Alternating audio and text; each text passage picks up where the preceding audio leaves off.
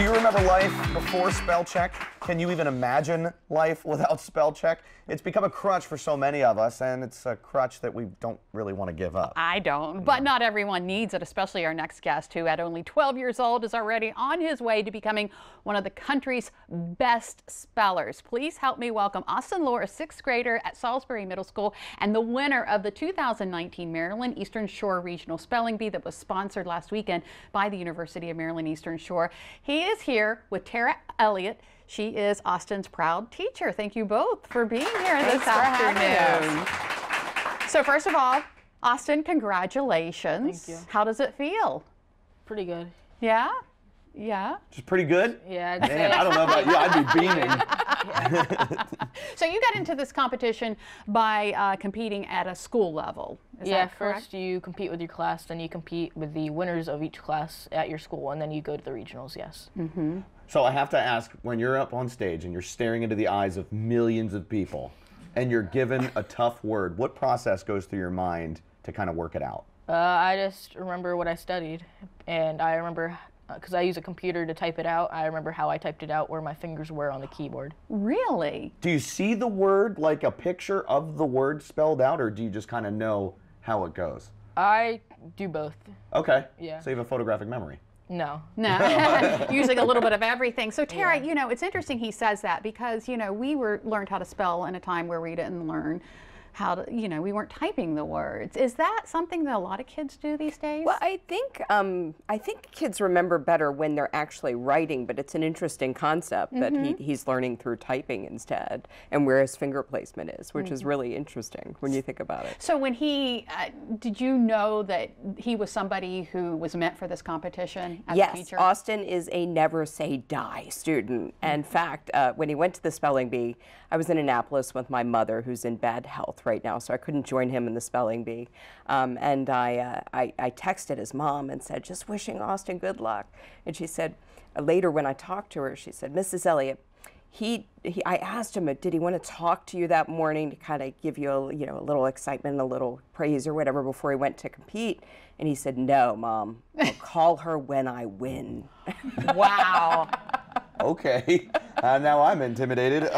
So are there any words that give you trouble at all? The one word that kind of almost tripped me up was enthusiasm, because it has a lot of phonetics that are very similar to each other, like the ISM at the end and the IA was what tripped me up. Okay. Now, do you get to write it down before you spell it?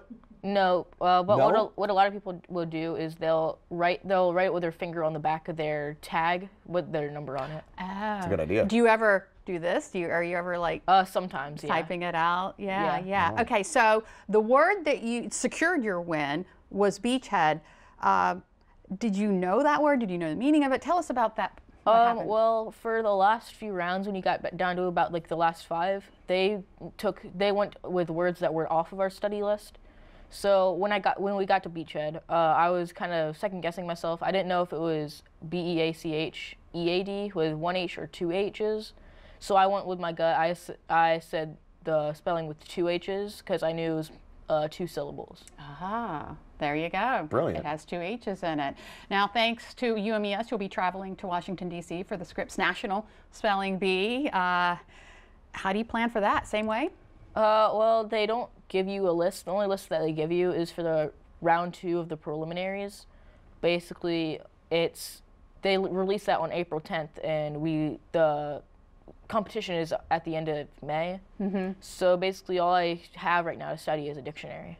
Okay, that'll work, right? Do you read the dictionary like a book? You just flip through and just memorize A to Z? Pretty much, yeah. Oh my That's gosh. what I'm Well, trying you to know do. what? We can't have you here without having you spell. And of course, you need to spell too, Corey. I don't know about that. So I'm going to do just a couple words here, okay? right. I'm going to start off with Corey. Your word is studious. Wow, okay. Studious. S-T-U-D-I-O-U-S? Studious? That is correct. Cool. All right, Austin. Yeah. So far, so good. Your word is dawdle.